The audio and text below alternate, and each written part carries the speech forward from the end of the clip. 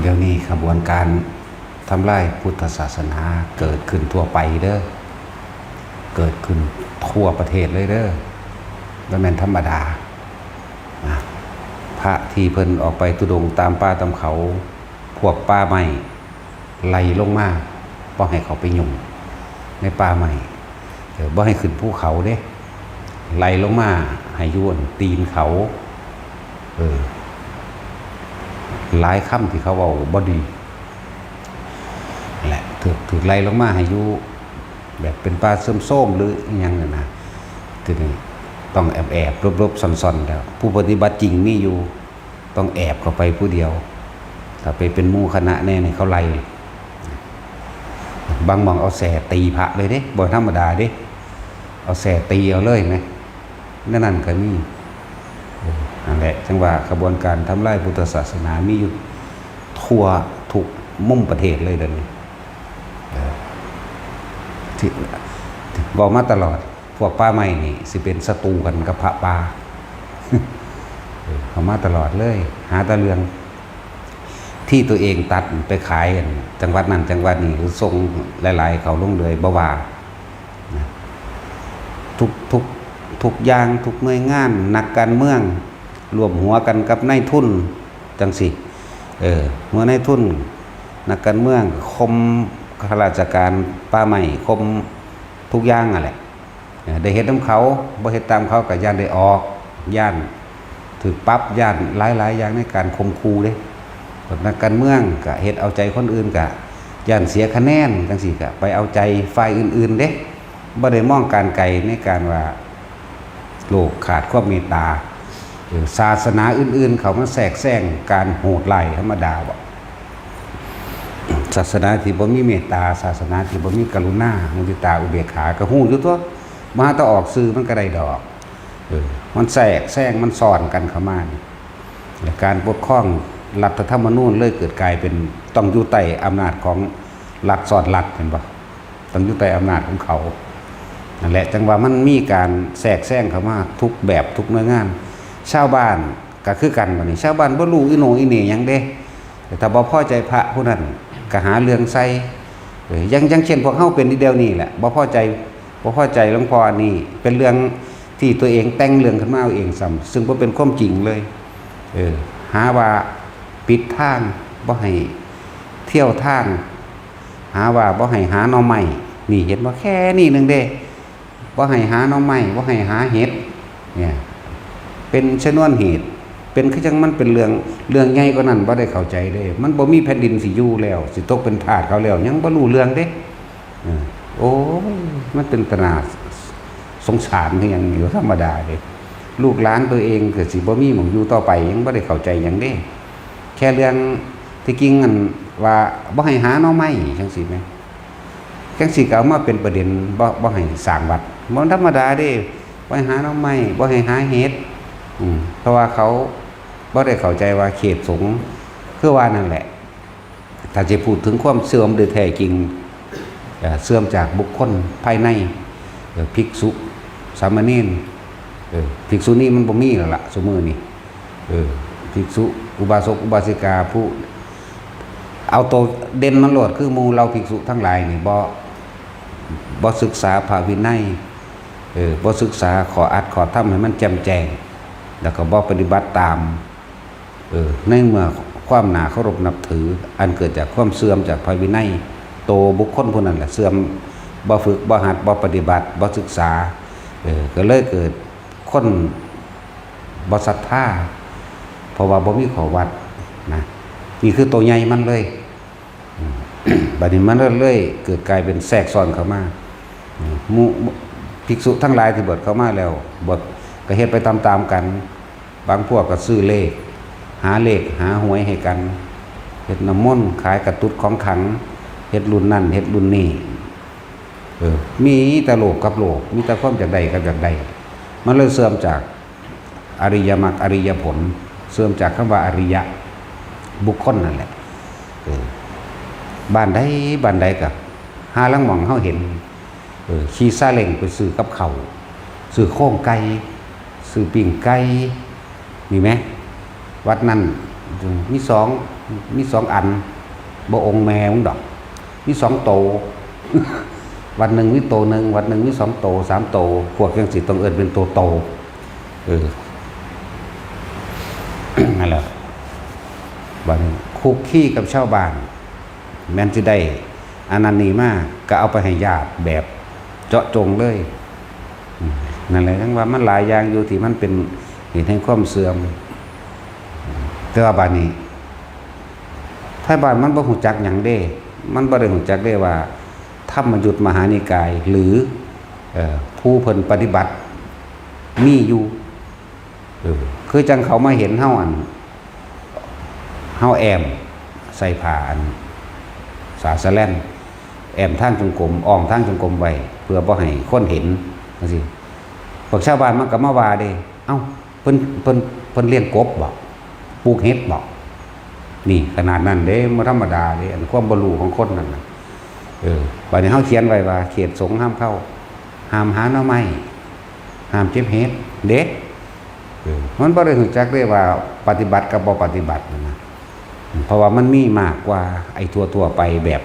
แลนซื้อหวยซื้อเบอร์เล่นโทรศัพท์ร้องลำทำเพลงกินเหล้าเมายาตีไก่เลี้ยงม้าเลี้ยงหมาเลี้ยงอีหยังสารพัดที่เฮ็ดไปนะดูหนังฟังเพลงเบิ่งหมอร้องหมอลำไปน้ำเขาเมาเหล้าเมายาไปตามเขาคือชาวบ้านเขาก็เลยเหมารวมว่าจะเป็นเหมือนกันกับที่เขาเห็นเพราะว่าพวกนี้ปฏิบัติน่ะพวกที่เพิ่นเขาเจ้าปฏิบัติในป่าแต่สู้ว่ากำลังเดินจงกรมจังซี่แต่มีคนเขาไม่เห็นเขาเจ้าสิหยุดเพราะว่ามันสิผิดตรงที่ว่าอวดอ้างคุณวิเศษทำหน้าสยิวหรือทำท่าเคร่งครัดเพื่อให้เรียกคนมาศรัทธาตัวเองมีจุดหมายว่าเพื่อให้เกิดลาภสักการะนั่นเองเขาเจ้าต้องหยุดทันทีเด้ก็เลยต้องแอมก็เลยต้องบังก็เลยต้องมุ่งบังจังซี่ครูบ่ธรรมดาในไทยบ้านนี่มาเห็นเฮาว่าเฮาเลี้ยงกบมั่งว่าเฮาเลี้ยงกิลีดมั่งว่าเฮาปลูกเห็ดมั่งเด้เขาบ่ธรรมดาอีหลีเด้นั่นแหละเขาบ่ได้ศึกษาหยังบ่รู้จักธรรมยุทธบ่รู้จักมหานิกายดอกแต่แท้ที่จริงแล้วมันบ่มีดอกคำว่าธรรมยุทธและมหานิกายเขาเจ้าคัดแยกเอาไว้เพราะว่าฝ่ายปฏิบัติพวกปฏิบัติ เขาเจ้าเลยเอิ้นธรรมยุทธนั่นแหละเดี๋ยวนี้มันจะเป็นอันเดียวกันแล้วเด้อ เนาะอยากไหลไปทางเป็นอันเดียวกันละเด้คือเฮาบิณฑบาตบ่ให้พรก็ว่าให้เฮาเด้นั่นแหละเพราะว่าบ่ฮู้จักก็ว่าให้แล้วก็นำผ้าคนคน4-5 คนนี่นำผ้าไปเว้าบ่ให้ใส่บาตรเด้อไสยศาสตร์มนต์ดำกะโตมันเป็นเองโคตรพ่อโคตรแม่มันพากันเป็นเองมันบ่ล่ะกะโตอันพวกนักบวชคือกันก็อิจฉากันเด้ให้ทายเขาเด้แต่ของเป็นเองตัวของพระกันหมู่ไปหาเลขเองบอกเลขเองก็ซื้อเลขเองซื้อเบิดมือเบิดเว้นโหลดจักเลขโคตรแม่มึงหยังแน่เนาะของเฮาก็บ่ฮู้จักเฮาก็บ่ได้เล่นเนาะอยู่ใกล้ๆเฮานี่แหละบักฮานี่ก็เลยนี่อยู่ใกล้ๆเฮานี่แหละธรรมดาได้บักนี่ก็เลยเขาเอาไม้มาท่านคนเขามาวัดหลายอิจฉาริษยาจังซี่แล้วบัดสายดำจังสั่นสายดำจังซี่แม่นบ่ล่ะว่าเฮาเป็นสายดำโอ้ยบักสายขาวผ้ามูไปเอาตะเลกบักหามเฮ้ย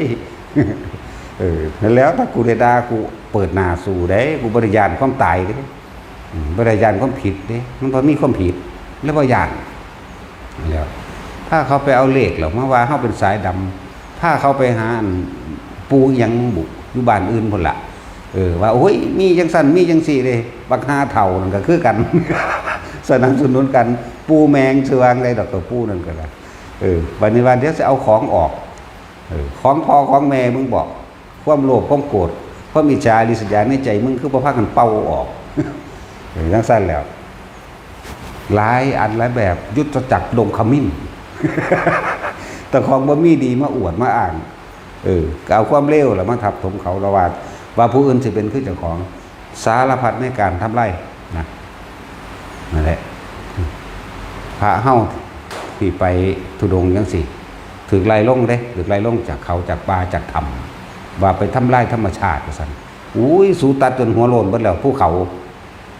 เนาะ หินกับระเบิดเอามาเฮ็ดปูนเฮ็ดหยังเบิดล่ะภาคเหนือที่มันน้ำท่วมเป็นหยังล่ะนั่นแหละแผนเขาเดี๋ยวจะสร้างอาชีพสร้างรายได้สร้างเกษตร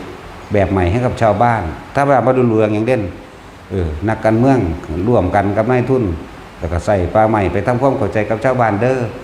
กระจ้างชาวบ้านแหละไปตัดนั่นได้อาชีพได้ค่าจ้างเข้าใจว่าล่ะบ้านนี้ก็เอาทั่วเอาเข่าให้เอาเข่าภูเขาไปให้เขาหยอดกินบ้านนี้มันบ่มีแนวรองรับน้ำฝนตกมาเห็นบ่ภูเขาสไลด์น้ำท่วมใหญ่เลยนั่นแหละไม่ได้รู้เรื่องหยังมันลึกล้ำบ่ล่ะตื้นไม่ได้ลึกดอกแต่เขาบ่มีความรู้หยังเขายังหูจักสั่นแล้ว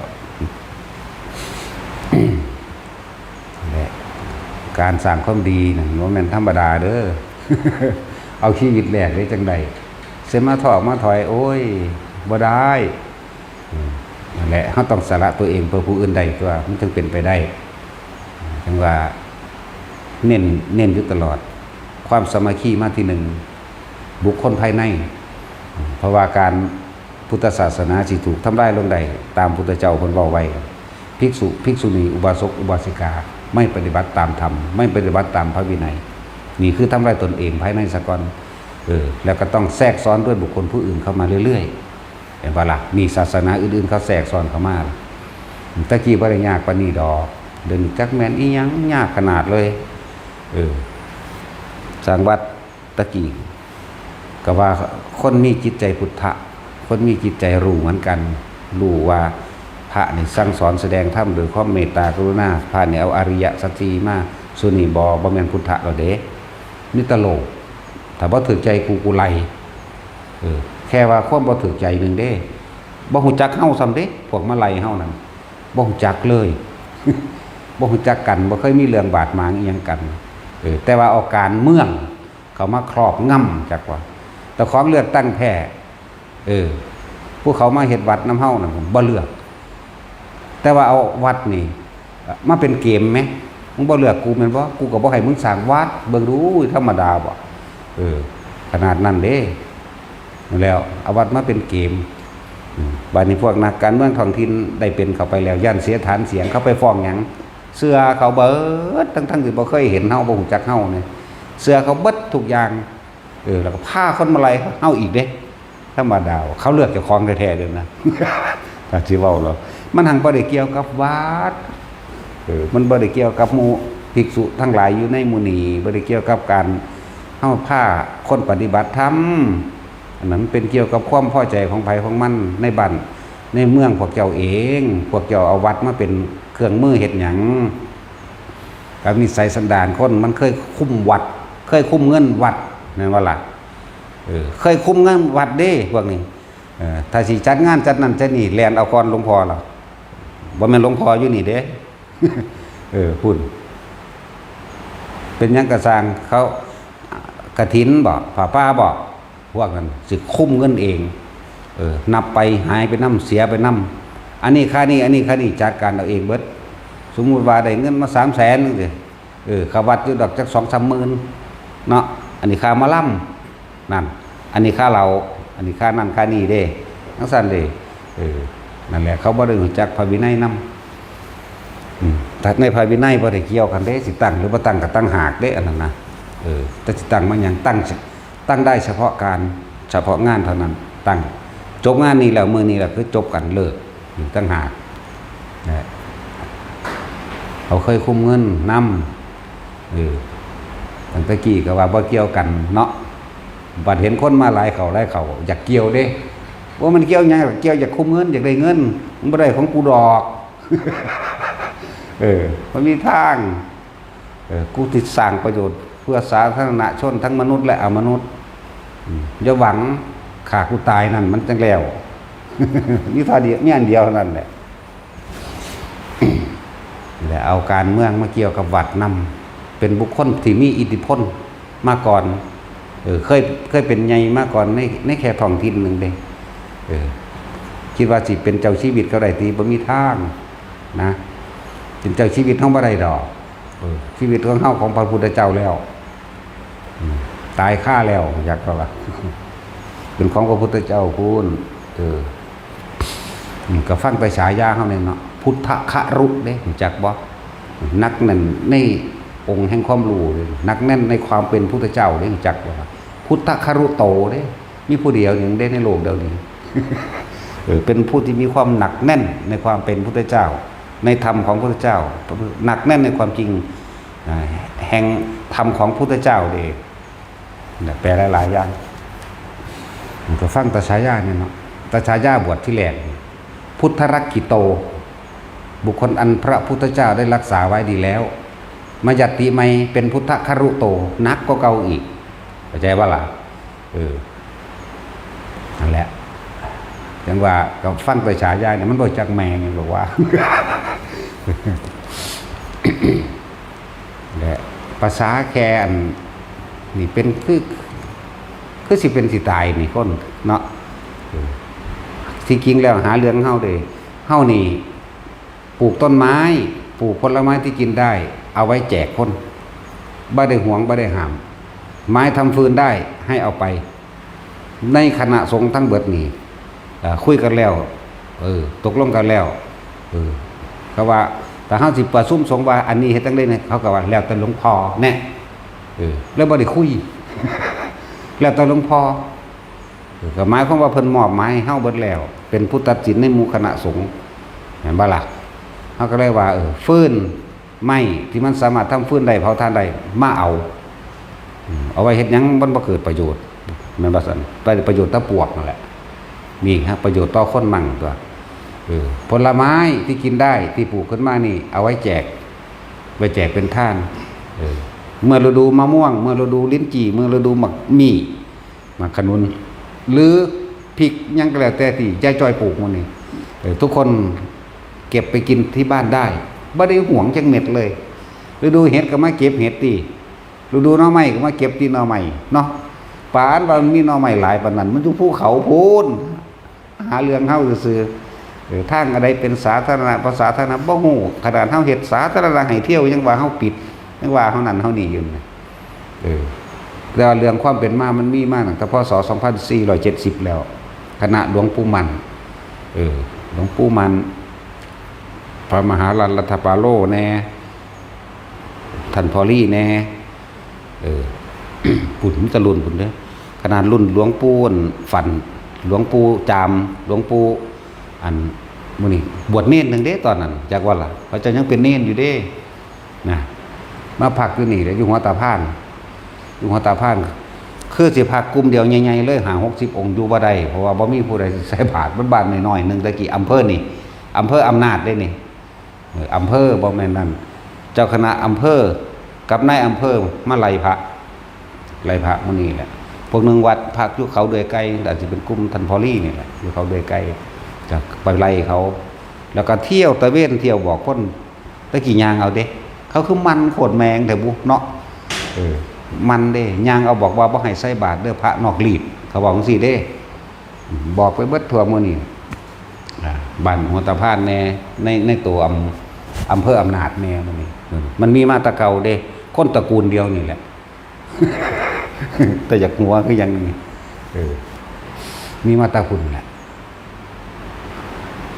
หลวงปู่สิงห์คันติยาคโมมื้อนี้หลวงปู่ดีชั้นโนมื้อนี้สมัยนั้นหลวงปู่แสงมื้อนั่นแหละแม่นเบิดนั่นแหละธรรมดาเด้โอ้ยกระตั้ง60กว่าองค์ชื่อว่าได้เบิดดอกชื่อว่าได้เบิดคือหลายโพดหลายบาดนี้เขาเจ้าแตกกระจายออกตั้งเป็นพระผู้เพิ่นเป็นครูเป็นอาจารย์เบิดเป็นพ่อแม่ครูอาจารย์เบิดมีแต่ผู้มีชื่อเสียงได้บาดนี้นั่นแหละในอำเภอกะไลในอำเภออำนาจตะกี้ว่ามันจังหวัดแต่การเจ้าคณะอำเภออำนาจนี่เห็นบ่พวกบวชเข้ามาก็หวงกลางหวงลาภสักการะแต่ของบ่มีขอวัดปฏิบัติอีหยังอิจฉาเขาเฮ็ดกับเขาบ่ได้ก็ไปหาไล่เขาเที่ยวไปบอกชาวบ้านให้ว่าจะใส่บาตรมันเด้อซั่นจังซี่มันเป็นพวกนอกรีดเด้มันบ่แม่นพระเด้เบิ่งสีแต่มันใส่เพิ่นหยังเห็นว่าค่ำคึมๆเอ้ยบ่มีดอกแบบนั้นแบบนี้จะไปใช้ได้พวกนี้มีไสยศาสตร์มนต์ดำไปเด้พวกนี้มีคาถามากินความคิด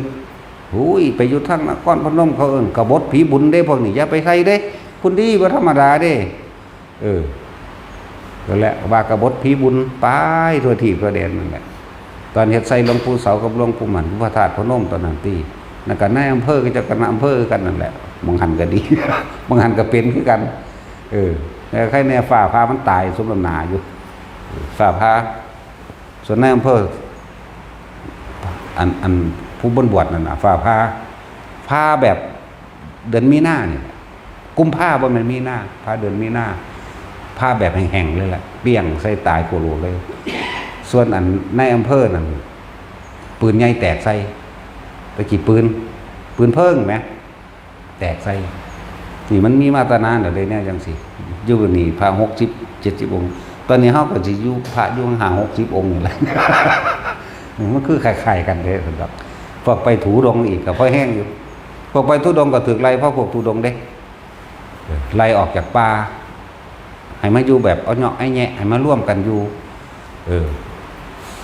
ประเทศไทยหูจักอยู่บ่ว่าเขามีโครงการว่าสิ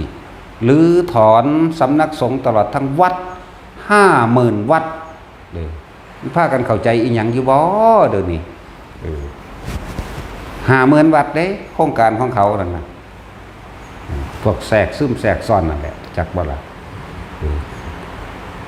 ถ้าว่ามีความสามัคคีก็เตรียมตัวเป็นทาสจักบ่ล่ะสุนทาสต้องหาเงินให้เขาเด้อปัญญาอ่อนหักหลาย บ่จักความสิเว้าคือกันเฮาเลยใส่วิธีการเดียวกันกับเขาตัวมันบ่ล่ะไผก็ฮู้หน้าเดี๋ยวนี้ใส่วิธีการเดียวกันจังสิได้ความรุนแรงไม่อาจสามารถแก้ความรุนแรงได้แต่ความรุนแรงบางอย่างก็ต้องใช้ความรุนแรงเหมือนกันแหละครับอันทอนี่สีจินผิงละเว้าการที่จะปราบคอร์รัปชันคือต้องทำให้เสียชีวิตเท่านั้นเนาะอันนี้ก็เหมือนกันของบางอย่างก็ต้องสละตัวเองมั่งด้วยเนาะ สละตัวเองได้จังใดฮู้อยู่ว่าขาเขาแต่ของตกโลกขาแมงโลดจักบ่ล่ะเอาแบบนั้นได้เฮาอย่าย่านตะบาปหลายเว้าตัวอย่างให้ฟังหลายตัวสันตติอมาตย์เป็นอรหันต์ตัวขาคนแสนเนาะเฮาขาบ่กี่คนตัว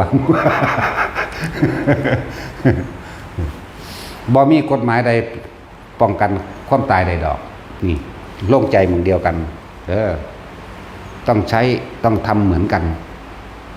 เขาก็ยังขามาเผาวัดว่าอารามเผามาตั้งสมัยเมืองนารันท่าเด้อเมืองนารันท่าเป็นศูนย์รวมแห่งความรู้ถ้าบ่ถึกเผาที่โอ้ยความรู้อันเป็นประสบการณ์แต่ละพระองค์หมายถึงพระอรหันต์ที่เขาเจ้าจดบันทึกนั้นนี้ไว้หนังสือต่างๆหรือไตรปิฎกต่างๆหรือบ่ถึกเผานี่เฮาสิมีความรู้กระจายมากกว่านี้อีกแล้วแต่มันถึกเผานารันท่าบัดก็มาเผาทางภาคใต้เห็นบ่นั่นพระก็บิณฑบาตยากแล้วเฮาเดี๋ยวนี้ก็ยากคือกัน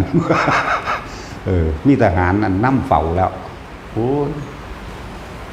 ถึงสั้นแหละ ประเทศไทยนี่เข้าใจหยังอยู่บ่เขาสิมีโครงการหรือถอนวัด 50,000 วัดบางใดมันใหญ่เขาสิจัดการบางหันก่อนหมายถึงบางใดมีพระหลาย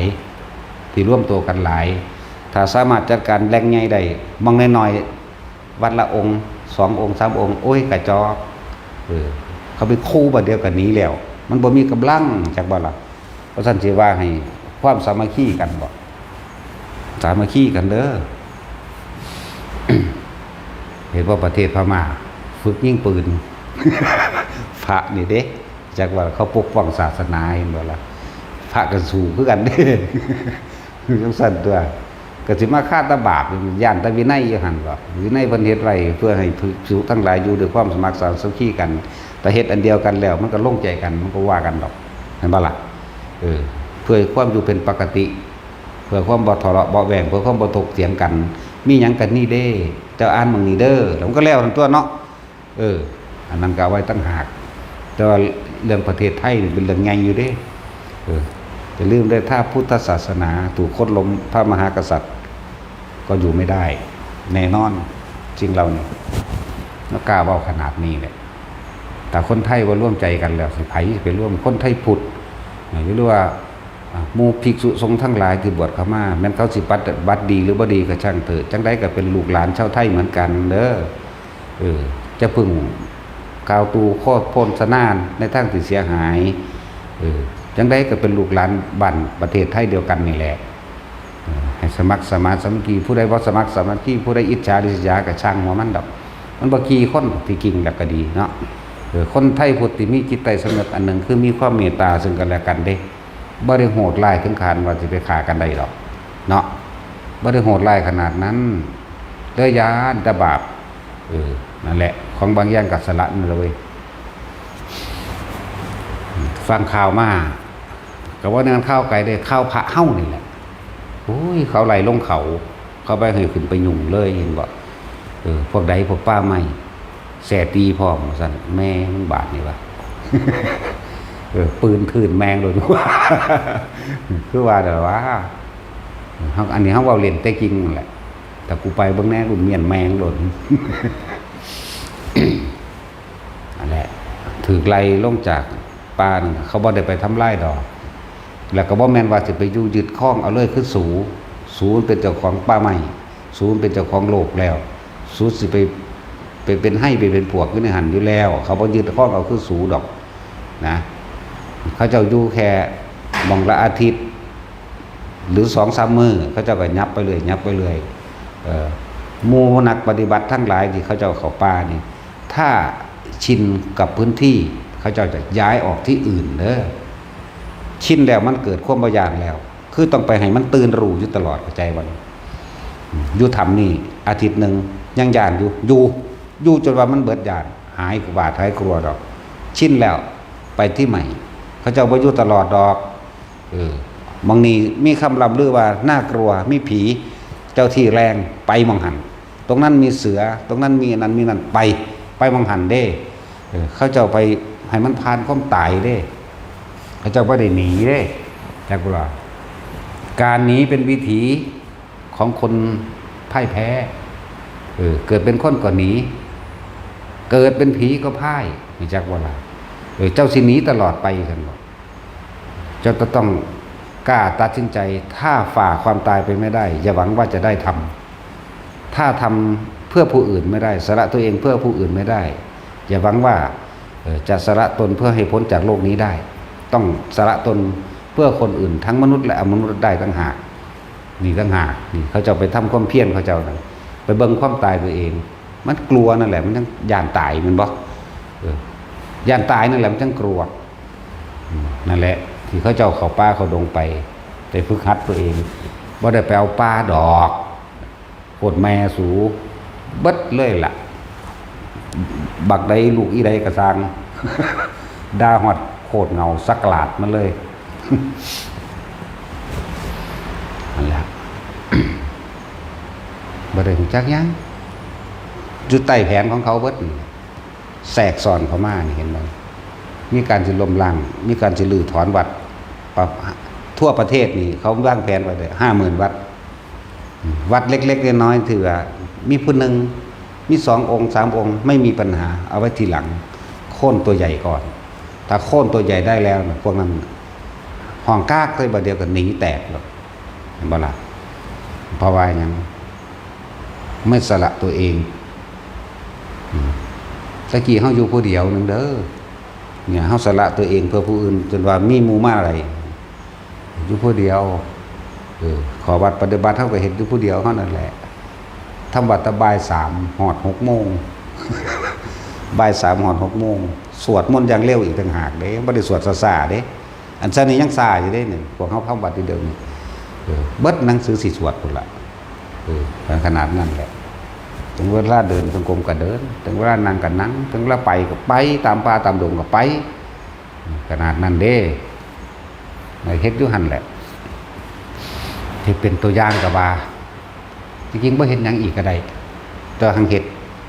เดี๋ยวนี้ก็เฮ็ดคือเก่าบ่แม่นว่าบ่เฮ็ดบ่แม่นว่าบ่ปฏิบัติคือเก่าเป็นปกติ จังซั่นล่ะจังว่าทุกคนบ่ทันได้ฮู้ภัยในประเทศตะของเด้ ถ้าพุทธศาสนาถูกโค่นล้มลงอันอื่นเขามาปกครองทันทีเด้อนะครับตอนนี้มันยังเหลือแต่ภาคอีสานเลยยังเหนียวแน่นอยู่ภาคใต้ไปแล้วเด้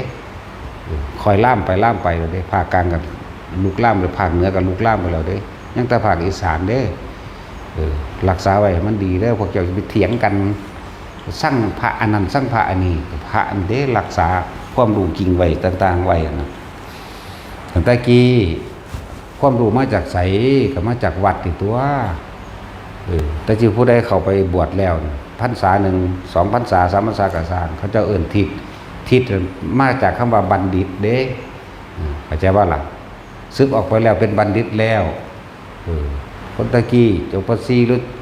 จบป .3 จบป .4 หรือทำตีเป็นคู่ได้เลยตะกี้เรียนโรงเรียนวัดออกไปกับเป็นนายอำเภอก็ได้ของตัวปัจจุบันประชากรมันหลายขึ้นจังไปตั้งออกโรงเรียนความรู้ทั้งหลายมาจากไสเอามาจากวัดบ่ได้มาจากมืออื่นเด้ขยายออกจากวัดนั่นแหละวิชาการศึกษาในพุทธศาสนาของประเทศไทยมันถูกถอดแล้ววิชาพลเมืองดีวิชาศิลธรรมประวัติศาสตร์ชาติไทยถูกถอดออกหมดแล้วจากบอกบ่มีเด้มานีมานะนั่นน่ะปิติชูใจเจ้าแก่บ่มีแล้ววิถีชาวบ้านหาอยู่หากินแบบพ่อเพียงได้นั่นน่ะจากว่าล่ะมานี่มานะไปแง่รูปปูหนีบมืออย่างนั้นจากว่าล่ะปิติกับเจ้าแก่มันนี่เนี่ยชูใจเลี้ยงแมวว่าสัตว์มันเป็นวิถีชีวิตชาวบ้านให้อยู่แบบสมถะกว่าอยู่แบบพ่อเพียงกว่าเด่นมันซึมซาบเอาในหนังสือนั่นแหละเดี๋ยวนี้จักว่าพ่อจังแม่นอีหยังเห็นบ่ซุมื้อนี่ลูกมันฟังความพ่อแม่อยู่บ่แม่นบ่ล่ะพ่อแม่ก็ซึมซับพ่อแม่ซุมื้อนี่เป็นพ่อแม่รุ่นใหม่นี่ก็บ่มีศีลธรรมแล้วลูกมาบ่มีอีกสิไปโทษไผล่ะแต่ของก็บ่มีนั่นแหละอันเขาเว้าเรื่องระดับประเทศเด้นี่ ถ้าวิชาทางพุทธศาสนาบ่เข้ามาถ้าวิชาทางประวัติศาสตร์ชาติไทยความเป็นมาของประเทศชาติตะกี้เรื่องพระเจ้าตากมีให้เรียนได้แม่นบ่ล่ะเรื่องพระนเรศวรเรื่องพระเจ้าตากมีให้เรียนเนาะเดี๋ยวนี้บ่มีเด้บ่มีพุทธประวัติของพุทธเจ้าเรียนแต่ประถมพุ่นเด้เดี๋ยวนี้บ่มีเกิดที่เมืองอะไรตะกี้กบิลพัสมารดาชื่ออะไรบิดาชื่ออะไรเจ้าสุโธทนะนี่มีตะกี้เดี๋ยวนี้บ่มีเด้อนั่นแล้วก็วันสำคัญอันนั้นอันนี้ตะกี้เฮาทองรับเนาะเดี๋ยวนี้บ่มีแล้วประวัติศาสตร์ชาติไทยจักไผผู้เป็นพระนเรศวรมีแต่เฮ็ดในเบิ่งในหนังก็ม่วนเป็นน้ำหนังไว้ซื่อๆเด้บ่ได้ฮู้ต้นเด้ว่าเพิ่นเป็นมาจังไดนั่นแล้วจะสิเว้าพระนเรศวรหรือเรื่องพระเจ้าตากในดวงก็คือรัชกาลที่1นี่แหละกับนายสินบวชเด้อยู่คนละวัดจักว่าบวชอยู่คนละวัดประเทศไทยมันถูกลุกลานมาเลยมา2 พระองค์เนี่ยบิณฑบาตมาหากันแล้วคุยกันเด้ศึกษาวิชาศิลปศาสตร์ในการต่อสู้เด้โคชศาสตร์สร้างสรรค์ก็ศึกษาเด้แล้วก็วิชาชัยชนะแห่งสงครามหรือหลายอย่างนั่นแหละเรียกว่าสัตตุศาสตร์16เขาจะศึกษาคือกันสัตตุศาสตร์16อย่างนี่วิชาปกครองบ้านเมืองหรือวิชาซอยโลกวิชานั้นก็ว่าไปนั่นแหละในสัตตุศาสตร์16อย่างเป็นวิชาของพระโพธิสัตว์สัตตุศาสตร์16อย่างนั่นแหละจังพากันออกไปบัดนี้เพิ่นก็ซึกไปแล้วก็ก็เอาตำราพิชัยสงครามมาฝึกหัดเอาเองแล้วก็คอยตั้งกองทหารขึ้นมานั่นแหละจังมาลบแต่ว่าเขาเจ้าขันมีครูบาอาจารย์อยู่เด้หลวงพ่อท่านธรรมโชติเห็นบ่ได้ห่างวัดเด้หลวงพ่อธรรมโชติเป็นผู้ให้กำลังใจสิออกรบจังได้กับหาพระน้อยๆแล้วมาเป่าปลุกพระน้อยๆแบบพระพวกนางพญาเห็นบ่พระนางพญาพระนั่นอันนี้ก็เจ้าเฮ็ดมาก็สุดยิงบ่ขังดอกแต่ว่ามันเป็นการให้กำลังใจซื่อบ่มีเครื่องที่พึงทางใจเด้อซั่นแล้วพุทธศาสนากับประเทศชาตินี่ลึงมาด้วยกันพุทธศาสนาพระมหากษัตริย์กับชาติไทยชนชาติไทยจะไปสร้างมารวมกันเด้แลนลบใช้กัน ฮึกเหิมขึ้นเล็ดมันล่มกำว่าแต่ฟังกำบ่ได้พระได้สั่นได้เขียดที่แอหน่อยที่ ยัดเข้าไปในปากเขียดมันจากตายมันก็เต้นดังๆในปากพระขึ้นที่คนก็ขึ้นน้ำอยากว่าอุ้ยมั่นใจเลยพูดปีนกระแพงก็ไปสัตว์เขาตายว่าบาสนะลงมาแล้วเมื่อยหลายนอนดักหลากว่าจะเอาไข่ผักมาให้มันตะเขียดจนตายแล้ว เขียดที่แออยากว่าจะเขียดที่แอบ่โอ้มันคือบอกตลกเด้มันบ่แม่นตลกเด้ขึ้นกำแพงนี่ธรรมดาบ่เขียดอยู่ในปากเขาใจว่าพระปากนี่คาบดาบไว้เด้ดึงเสื้อกันไปเขาก็แทงลงมันก็ดึงซากลงมาธรรมดาบ่สู้กันตอนมันสิตายที่เขียดดินแห้งๆว่าพระขึ้นมันมั่นใจได้บัดนี้แท่งก็บ่เก็บบัดนี้ สั่นแล้วซากเขาตัวสามารถตีเอาได้ครับอะไรความเป็นมา เด็กน้อยสมัยนี้มันหูจักอยู่บ่บ่ได้หูจักในท้องเหม็นเป็นไผก็บ่หูจักเนาะบ่จักหมู่บ้านบางไรจันทน์น่ะบ่จักกำลังมันหน่อยเด้อเฮ็ดจังได๋ก็สิก็งัวควายมันหลายเนาะเฮ็ดเหล่าโทเด้ หมู่บ้านไรจันทน์โอ้ยก็300คนนึงทางนั้นก็มาแต่30,000เฮ็ดจังได๋เนาะก็เฮ็ดเหล่าโทใส่โอ่งไว้ติกอกเหล่าโทใส่กระบอกไม้ไผ่นั่นแหละนี่จักว่าใส่กระบอกไม้ไผ่น่ะกอกใส่ปากงัวปากควายตินั่นแหละในท้องเหม็น ขี่ควายสู่ควายตั้งแต่เขาหักไปข้างนึงเด้มันเมาเหล้าติพวกนั้นก็ใส่ผ้าแดงผ้าลายเนาะกลายเป็นว่าควายเมาเหล้างัวเมาเหล้าควายเมาเหล้าบึ้มซ่อนพม่าตาขาวไปละบาดนี่ธรรมดาติแนวมั่นคือยังนี่ก็นั่นแหละเขาเจ้าปกป้อง300สู้กับ30,000ชนะไหมเขาก็แก่ขึ้นมาใหม่ตื่นมาเป็นแสนพวกพม่าตาขาวก็จังสั่นเลยปานนั้นยังสิไปออแอกับเขาอยู่อุ้ยบอกมาแล้วกูศูนย์ว่ะ กลับขึ้นไปคือเก่ากูขาทิ่มแมงเบิดละ ยังสั่นแล้วบอกมาแล้วศูนย์แล้วบอกมาแล้วโมโหว่ะพวกนี้ธรรมดาดิพวกนี้ พวกนี้แหละคุณ ที่จริงหนีมาจากทางเดียวกันเด้แต่วันเป็นกรรมรวมกันซื่อหนีมาจากคุณละชมพูทวีปหนีมาน้ำกันถึงอิสลามไล่หนีมาเริ่มหนีมาแต่ตั้งแต่อันวิทุทพะขาพุ่นละเริ่มมาจากสันจากกรุงกบิลพัสพวกหนีมาก่อนบัดนี้ญาติกันนี้ที่จริงน้ำกันนั่นแหละที่จริงนะเป็นเรื่องของกรรมเกี่ยวกับภายในเป็นประเภทมาจากพวกเดียวกันมาจากมคธมาจากโกศลกบิลพัสมาจากยังละกุลุลาดมื้อนี้ชักคันธราชนี่มาจากพวกเดียวกันนั่นแหละมาจิตประเทศพอตึกขับเผาตึกขาจนลังมาเกือบเบิดหมดละบางพวกไปข้างน้ำประเทศจีนนี่นะข้างอยู่คนไทยใหญ่คนไตนั่นนะคนอีสานเฮานี่เด้บอกแบบเฮานี่แหละคนไทยชาวบ้านเพียรเป็นคนไตแล้วก็ไทยอีสานเฮานี่แหละจะข้างอยู่ประเทศจีนอยู่นานยังสั้นแล้วบางพวกก็มาทางเรือเลยครับขามมาทาง พวกอยู่นี่ก็ลงมันดาเร่แน่ลงนันนี่แน่พวกพม่าเล่ากับอีสานเฮากับเหนือเป็นอันเดียวกันเด้กับบิลพัสเหมือนกันจากบันกับบิลพัสกับโกศลจริงๆกับบิลพัส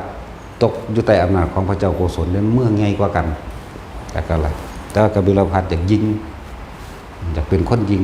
นะเมืองของพระพุทธเจ้าเฮานี่แหละแต่ที่จริงทรงช่วยให้พระเจ้าโกศลอย่างนั้นแคว้นโกศลเป็นลบเอา7ประเทศมาร่วมเป็นโกศลอย่างเดียวที่ว่าสู่กันแน่กับพระเจ้าพิมพิสารพอแลกน้องกัน เอาน้องกันมาเป็นเมียได้อยากก็ว่าจักไผเป็นลุงกันแน่ ลุงทั้งคู่เนาะคืออย่างนั้นอาจารย์ศัตรูกับหลานเด้นั่นน่ะหลานนั่นเด้ทั้งสั้นแหละพวกถึงชีวิตอันนี้มาแล้วมันน่าสลดใจเนาะพวกเฮาเวียนว่ายตายเกิดมานี่เจ้าเฮ้ยก็ยังมาเกิดอีกอยู่เดี๋ยว แล้ววิชาที่พาออกจากโลกใดพ้นโลกใดคือพุทธศาสนาเท่านั้นเด้อมรรคมีองค์8หนทางตามความเป็นจริงนี่แหละเห็นตามความเป็นจริงเด้จึงจะออกจากได้บ่ได้เห็นตามความปลอมว่าพูดถึงว่าพระผู้เพิ่นปฏิบัติดีปฏิบัติชอบตามอริยมรรคมันมีอยู่แต่ว่ามันน้อยส่วนมากนะมันบ่ค่อยปฏิบัติหยังถึงเวลาซื้อเลขก็ซื้อน้ำเขาไปเอาเลขก็ไปน้ำเขาหรือพาเขาไปเห็นบ่ล่ะไปฮอดก็แต่งพิธีนั่นแต่งพิธีนี่ไร้สาระนี่แหละคือการทำลายพุทธศาสนาโดยภายในเสื่อมก็เสื่อมมาจากภายในภิกษุนักบวชเป็นที่หนึ่งภิกษุนักบวชนี่แหละเป็นผู้ทำให้เสื่อมก่อนเพราะว่าบ่ศึกษาบ่ปฏิบัติตามถ้าเขาเฮ็ดพิธีกรรมต่างๆเลี้ยงผีเลี้ยงสางไปน้ำเขาอันนั้นศักดิ์สิทธิ์อันนี้ศักดิ์สิทธิ์ต้นไม้ก็ศักดิ์สิทธิ์เห็นเด้อโอ้สารพัดศักดิ์สิทธิ์แม่มึงบอกต้นคูนจังซี่มันเอามาคูนมาย่อใส่มันได้เข้าหลายมันก็ได้ซ้ำเก่าทั่วเนาะ หลายอย่างเลยหมู่ภิกษุนักบวชได้พาเหตุก่อนจักบอกเขาว่านี่ความรู้อย่างเด้แต่ว่าคือว่านั่นแหละพวกพราหมณ์สิขาดตาขาวหากินกับคนโง่แทรกซ้อนเข้ามาบวชเพราะตะกี้มันมีลาภสักการะเกิดขึ้นพวกพราหมณ์สิขาดตาขาวเลิกปลอมแปลงเข้ามาบวชอีหลีนั่นแหละบวชตามนั่นจริงๆแต่ว่าความคิดของมันบ่เป็นนักบวชมันบ่สละตนเองจริงๆเลยทำพิธีอันเก่าหรือพวกกันยังก็ถือแม่งสังงอบนะฮินดูพวกฮินดูแม่งสังงอบเขายังอันโตเป็นคนเป็นนี่ดังเป็นสร้างนะพี่คเนศว่าพี่คเนศผีแมวเขาแม่งสังงอบก็เห็นบ่ที่มันกินด้วยใบท่านนะนั่นแหละนั่นแหละแม่งสังงอบแล้วก็ผ้าเขามาเฮ็ดปุกเสกอันนั้นปุกเสกนี่แล้วดึงเจ้าแม่นั่นเจ้าแม่นี่เขามาเนี่ยเจ้าแม่กาลีมันนี่ กาลีบ้านกาลีเมืองบ้านนึงสิมาดึงเขาหลบนับถือมันเสกหยังอยู่โอ้ยเดี๋ยวบางเฮ็ดตาแดงๆแลบินขลาดงามเป็นตาเป็นเมียน่ะก็สร้างเนาะทางสั้นแล้วเป็นตาเป็นเมียน่ะก็ใครขี้ไล่กากวากอยู่ เจ้าแม่กาลีเอ้ยจักเจ้าแม่หยังแน่หรอกหลายอย่างนั่นแหละมันแทรกซ้อนเข้ามาน้ำพวกภิกษุนักบวชมันบ่บวชจริงๆบัดนี้ผู้เข้ามาตกสมัยซุมื้อนี่มันมีอยู่ผู้จริงๆก็มีอยู่ผู้แสวงหาครูบาอาจารย์จริงๆก็มีอยู่แต่ว่ามันน้อยมันน้อยปัญหาจึงว่าเป็นศูนย์ร่วมเราต้องตั้งศูนย์ร่วมแล้วเราก็เฮ็ดให้มันเกิดความสามัคคีนำบางใหญ่ๆเขาเฮ็ดบ่ได้ดอกแต่เขาต้องการเฮ็ดหม่องใหญ่ๆคือจังหวัดเฮานี่เป็นจังหวัดใหม่เป็นของใหม่เป็นอำเภออยู่ตะกี้ใหม่แต่คนล้มหม่องใหญ่ๆนี่ได้นั่นน่ะหม่องน้อยๆ 2-3 หม่องโอ้โหครูเข้าเดียวกันหนีทันตัวคนบ่ปฏิบัติแม่แม่นบ่ซั่นคนปฏิบัตินี่เขาสละเป็นสละตายใส่เด้สละตัวเองเพื่อรักษาพุทธศาสนาสละตัวเองเพื่อให้ประโยชน์กับผู้อื่นผ้าเขาเฮ็ดแม่นบ่ซั่นฝึกตนดีแล้วจึงฝึกผู้อื่นได้ด้วยเด้นั่นแล้วมองอื่นๆบ่ได้ฝึกตนได้บ่ได้ฝึกเจ้าของก็บ่แปลงซั่นแหละฮอดทั้งแต่ก็ไปตีไก่น้ำเขาเบิ่งหนังมองหมอลำเต้นหน้าห้านน้ำเขาก็มีเนาะตาสิน เต้นหน้าห้านน้ำเขาก็มีเขาตีกันก็ไปตีเขาก็มีโอ้ยเนาะมาสัตว์กับกูพี่ว่าดิโอ้ย เอากับกูนี่วะนะโอ้ยบักหามเอ้ยนั่นแล้วนั่นแหละถ้าปฏิบัติบ่ดีบ่เป็นเฮาจังแยกแยะดอกว่าเจ้านี่เป็นนางสุดท้ายหมู่อยู่มานั่งใกล้ข่อยแต่ว่าให้โอกาสอยู่นะเรียกเลิ่นว่าเลิ่นธรรมยุทธกับมหานิกายแต่ว่าถ้าปฏิบัติหนึ่งเดียวกันบ่แยกมันหู้หน้ามันก็ปั๊บใส่กันโดดมันบ่อันนั้นดอกแหละจังว่าคนทางนี้บ่ได้จักหยังเดินจงกรมเป็นแนวใดเข้าใจว่ามันเป็นกลมๆนะจักว่า แบบนี้นะ โอ้ยเนาะสารเลวคืออย่างเดียวธรรมดาเด้เห็นเฮาเฮ็ดอันกันเอาผ้าแหงกันยุ่งแล้วก็เฮาก็เอาผ้าอันสาแล่นมาแอมซื่อเรื่องกิเลสบะมันธรรมดาเด้นะแต่จุยจังหวัดเจ้าบ่ อีหลีนั่นแหละเพราะว่ามันเฮามันมาหลงอำนาจแล้วมันเลยไปอุบลบ่ถึงคือหลวงตาสินว่า สมน้ำหน้ามันหลงอำนาจมันเลยมาว่าไม่ถึงอุบลว่าซั่นหลวงตาสินว่าโอ้ยเนาะใส่แขวกับบ่บุกแฮงๆล่ะ หลวงตาสินครูบาชายมื้อนี้ครูบาทุยนี่ใครแน่เขาเจ้าเน้นหนานั่นแหละคือความสามัคคีบ่มีผู้ใดทำลายได้เห็นบ่ให้เฮาตั้งเป็นความสามัคคีให้มันได้คือเพิ่นนั่นแหละเขาเจ้าก็ถือเพราะเขาเจ้าคือกันเด้แต่ว่าความสามัคคีสามารถป้องกันได้ทุกอย่างเฮาก็คือกันอยู่อุบลมีหลวงตาศิลป์แล้วนั่นบ่ล่ะเป็นหลักทั้งนั้นได้แล้วอยู่ในเฮาเป็นหลักให้ได้คือกันถ้าอยู่ทางอุดรก็คือหลวงพ่ออินพี่น้องทั้งหลายอย่าประมาทหน้านั่นนะสักว่าละ หลวงตาศิลป์บ่แม่นหลวงพ่อใหญ่อินนั่นซั่นแหละแต่อยู่อันสกลก็มีหลายอยู่แต่ว่าก็โดยหลวงปู่บุญมาน่ะทุกนี่ของดีที่สุดเลยหลวงปู่มาคัมภีร์ละอัญโยและทุกนี่เป็นของดีที่สุดนะครับแม่นของเพิ่นเด้ นั่นมันบาปเห็นบ่ วายเพิ่นหลายมันเลยบาป ปู่บุญมาแต่อยู่อันมุกดาหารไปล่ะหลวงพ่ออรันเนาะบ่แม่นหลวงพ่อคันชิดแม่นหลวงพ่ออรันหลวงพ่ออรันอยู่พูนที่เชียงรายพุ่น หลวงพ่ออรันท่านตามโนอยู่เชียงรายวัดกกอกกันจังว่าพวกเข้านั่นน่ะอย่าลืมคำว่าสามัคคีเด้สามัคคีสร้างประเทศชาติก็ได้เด้ แต่ที่อุบลนั่นแหละหลวงตาสินทรัพย์หลวงตาสินเอาเอิ้นหลวงตาสินเขียววองครูบาทุยหัวลานเกิดมาบ้านก็โอ้ยคือเท่าไหลเนาะ สั่นแล้วเขาเจ้าสามัคคีเด้อแล้วก็ขอวัดปฏิบัติของเขาเจ้าก็มีเห็นบ่ล่ะทั้งสั่นแหละนะเพราะว่าอริยมรรคมีอริยผลก็เกิดอะไรทั้งสั่นถ้าทางนั้นได้อีกล่ะขอนแก่นกับหลวงปู่น้อยนะหลวงปู่น้อยวัดห้วยน้ำลิ้น วัดห้วยลิ้นเนาะเอาลึงแต่ว่าห้วยน้ำลิ้นห้วยน้ำลิ้นหลวงปู่ตื้อพูนทางเชียงใหม่พุ่น มิแต่ว่าห้วยน้ำลิ้นมันลึงอันนั้นตะโดนแล้วนับขึ้นหลังไปจาก30 กว่าปีจักน้อยนั่นหลวงปู่ตื้อแล้วก็อรัญญาวิเวกหลวงปู่เปียนทั้งต้นใหญ่หอมเราเอามากัดหนังสือเฮา หนังสือมาจากหลวงปู่เปียนเอากำมือสำเร็จนั่นแหละ ขาดบนหลักก็ธรรมดาแต่ว่าซึ่งได้เกิดซึ่งนั้นดับ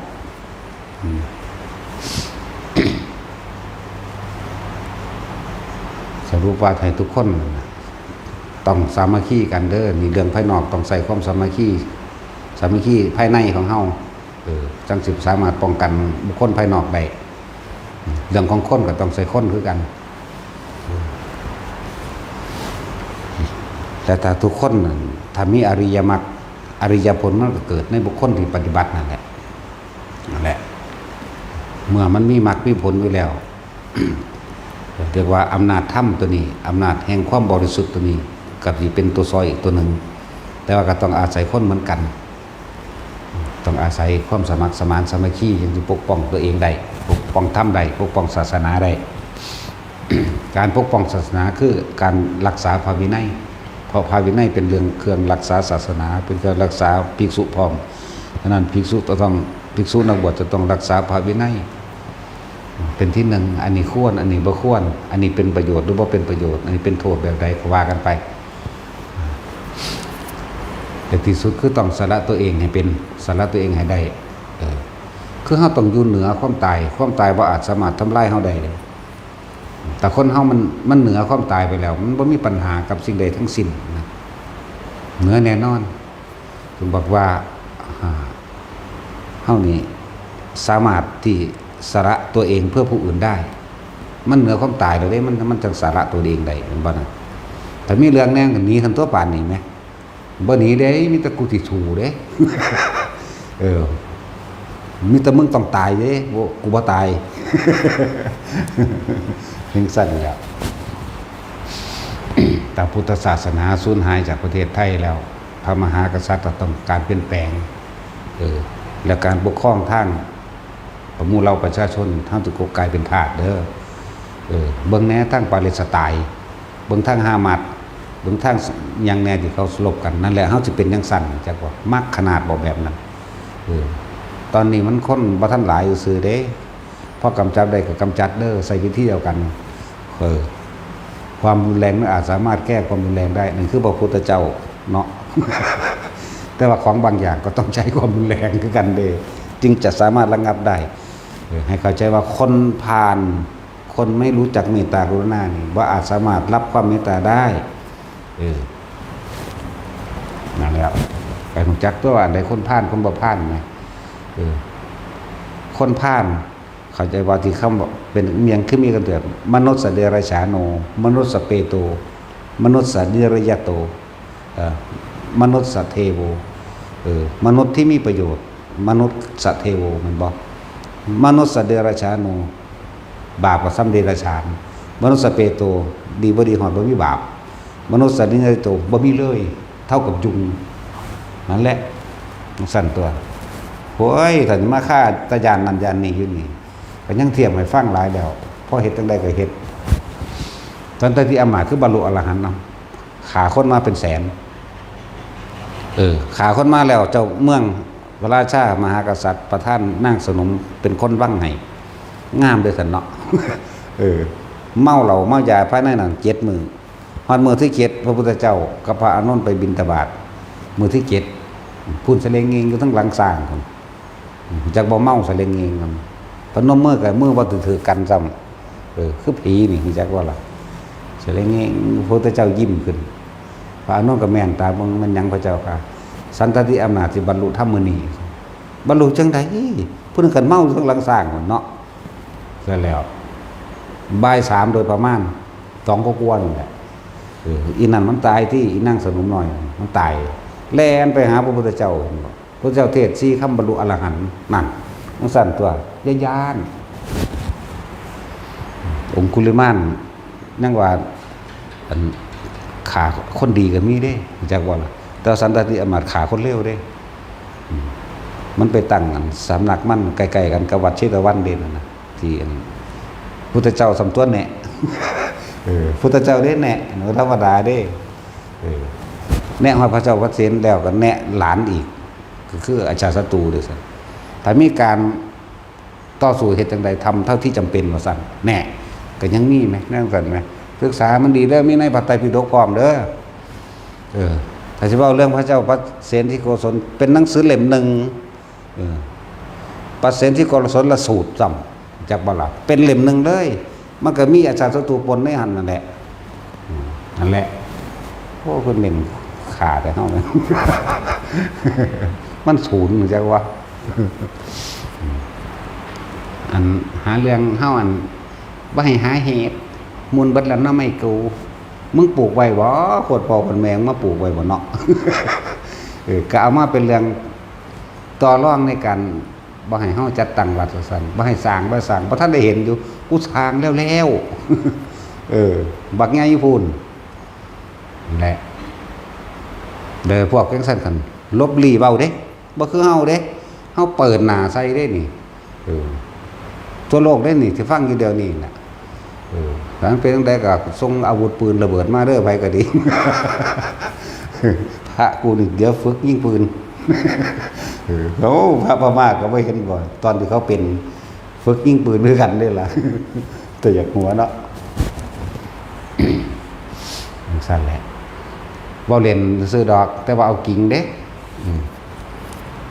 เบาเล่นอยู่แต่เอากิ่งนะบอกแบบนี้แหละเพราะว่าทุกคนให้สมัครสมานสามัคคีกันถ้าผู้ใดอยากตายก็ไปแม่นบ่แต่จุ้ยอย่ามาใกล้เด้อันนี้มันบ้าเด้มันเลยตายไปแห้งเลยเด้มันสั้นแหละนั่นสาระตัวเองเพื่อผู้อื่นใดอยู่แล้วว่าความตายบ่มีความหมายสำหรับเฮาอยู่แล้วแต่ว่าความอยู่ดีมีสุขตลอดทั้งหนทางเข้าสู่พระนิพพานเนี่ยก็รักษาไว้อยู่แล้วแล้วความอยู่ดีมีสุขต่อ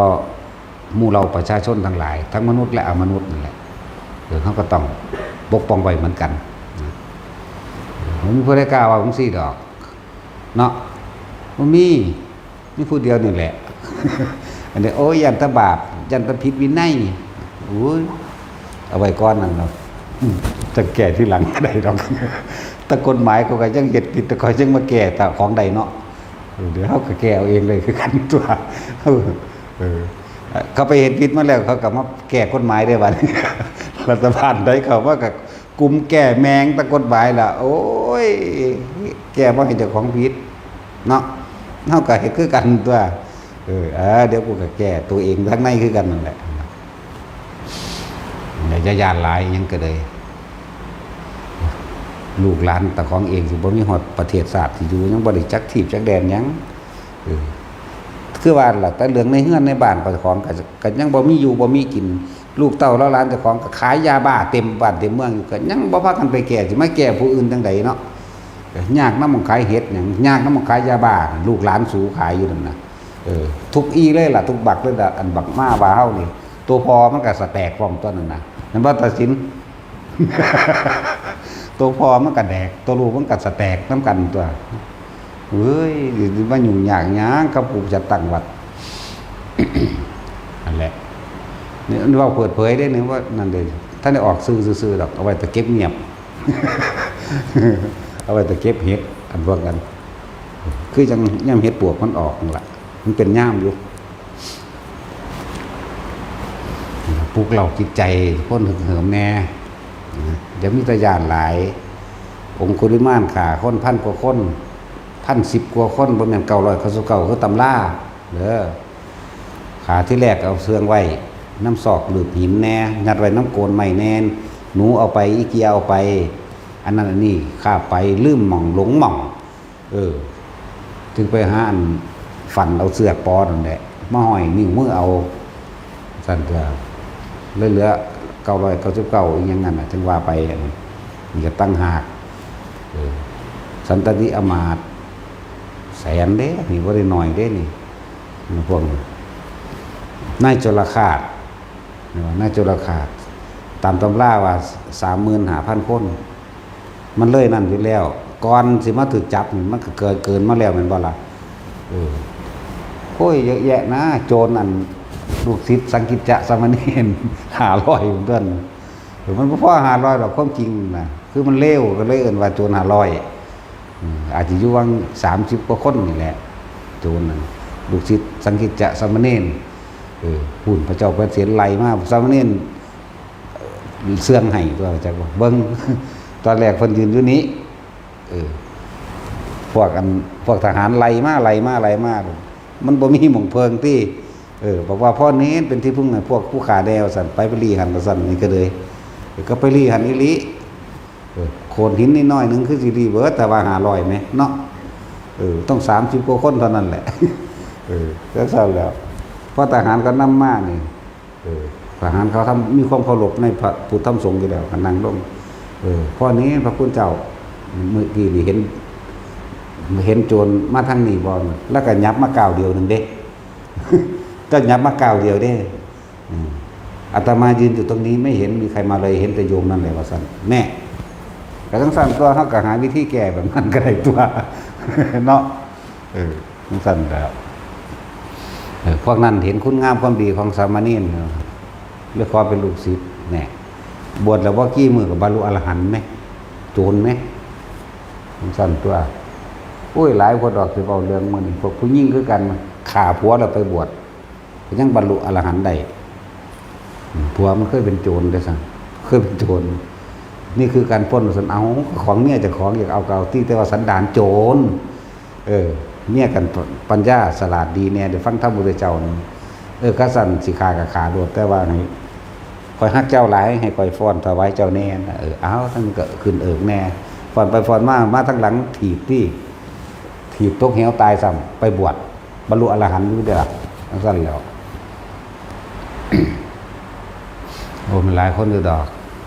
โสเภณีนั่งอภปารีกับบรรลุอรหันต์เด้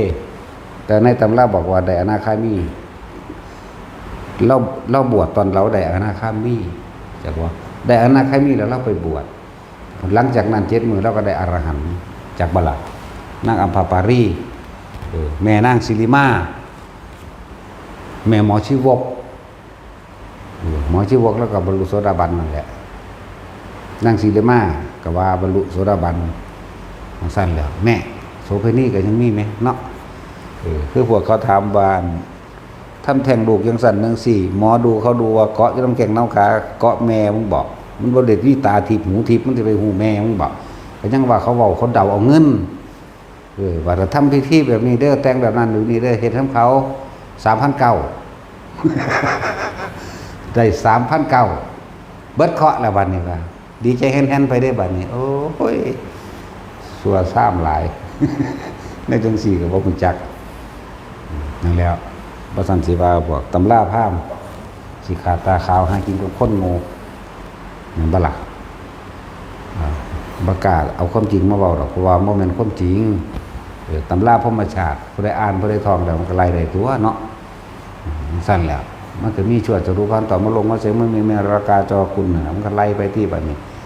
ตกปีนี้ดีแบบนั้นตกปีนี้ดีแบบนี้อันบ่ดีแบบนี้โอ้ยมันนังว่าดอก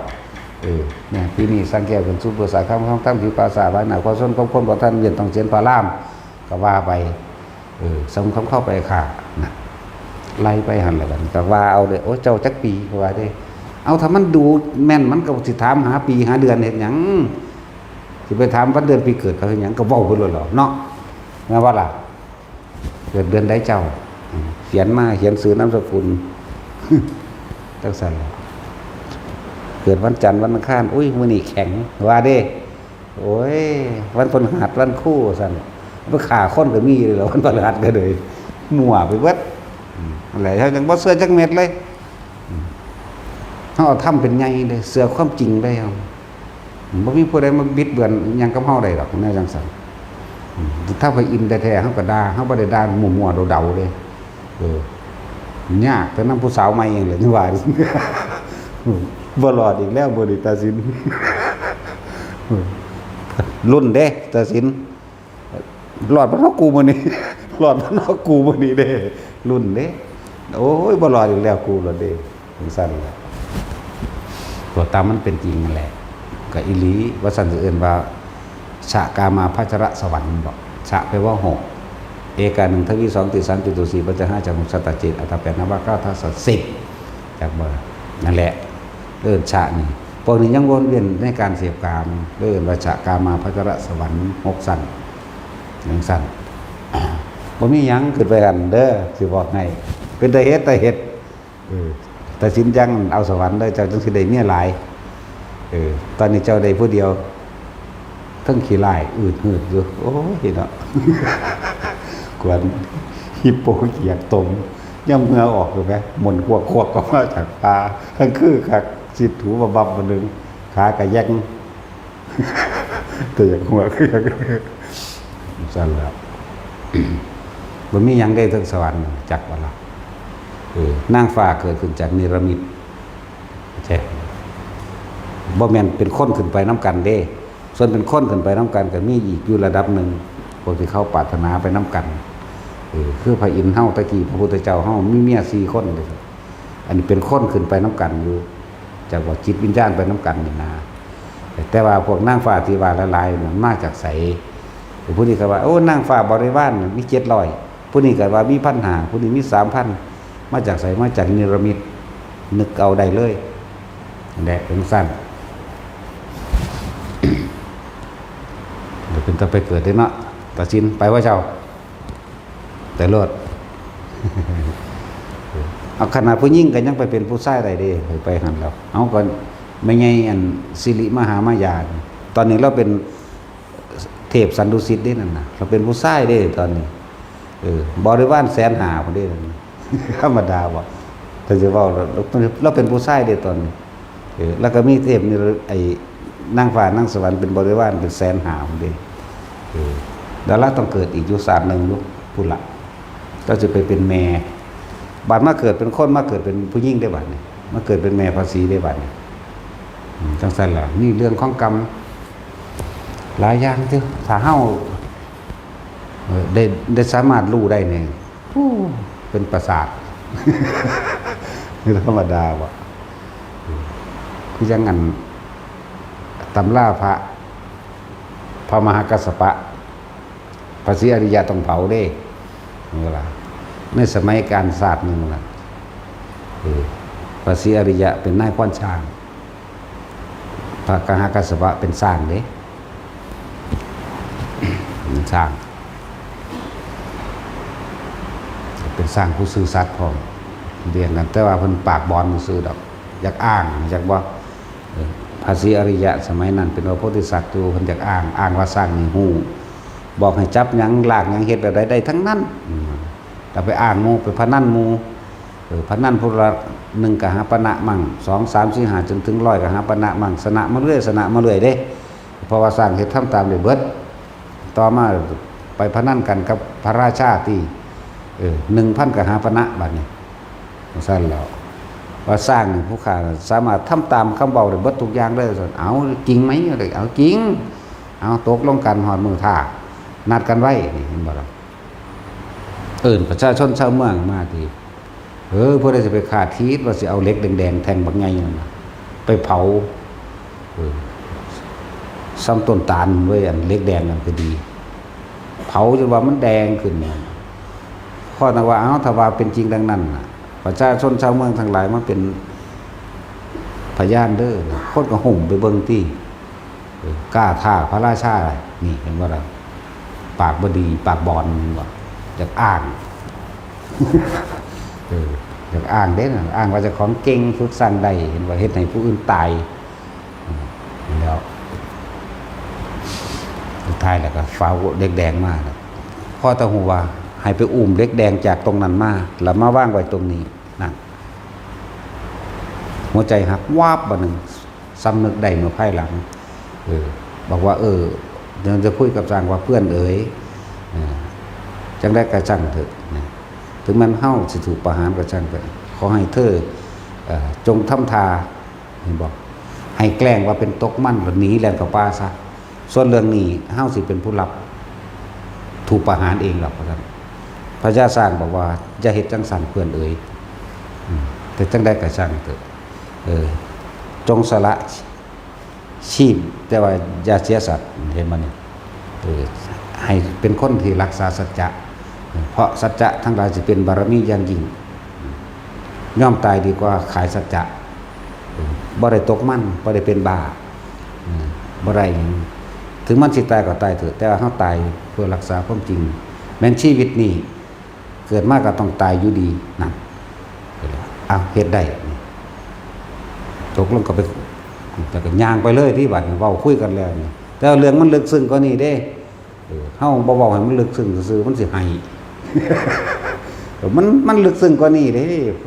สร้างกับเว้ากันทั้งกอดกันทั้งเช็ดน้ำตาให้กันนี่ธรรมดาว่ะนั่นล่ะโทษปากบอนอันจักอ้างกันอวดว่าแต่ของนี้ดีด่าภาษี เอาเพิ่นเป็นโพธิสัตว์ระดับเดินนั่นแล้วไปก็ไปกอดมาที่กอดก็ยกขึ้นห้องคำรามขึ้น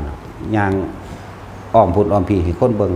มาว่างแบบตรงจุ่มองก็ขาดใจตายพอดีเลยกัสนะอยู่ได้เงินอยู่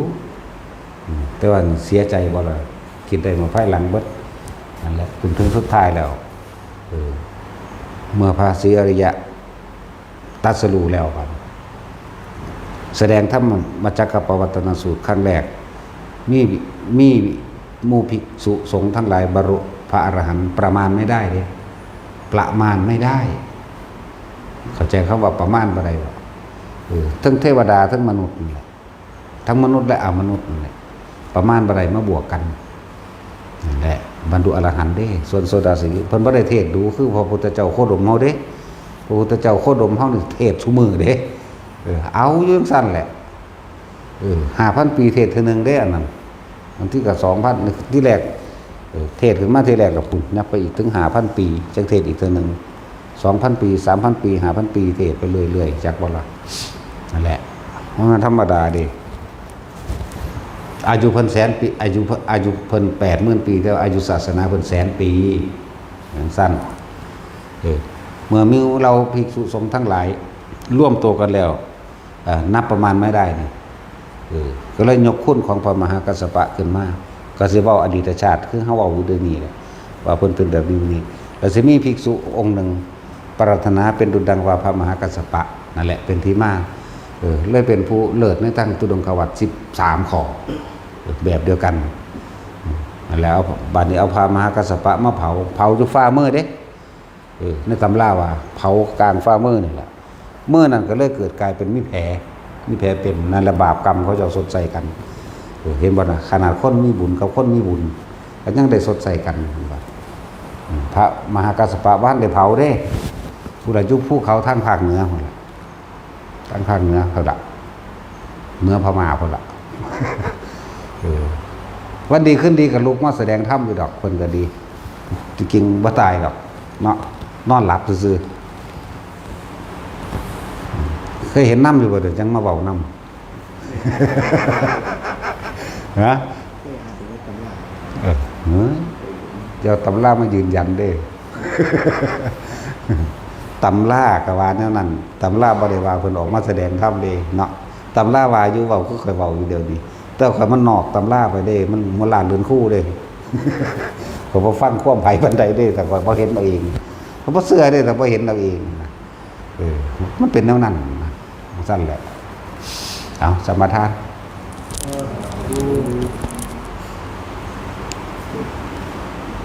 นะโมตัสสะภะคะวะโตอะระหะโตสัมมาสัมพุทธัสสะ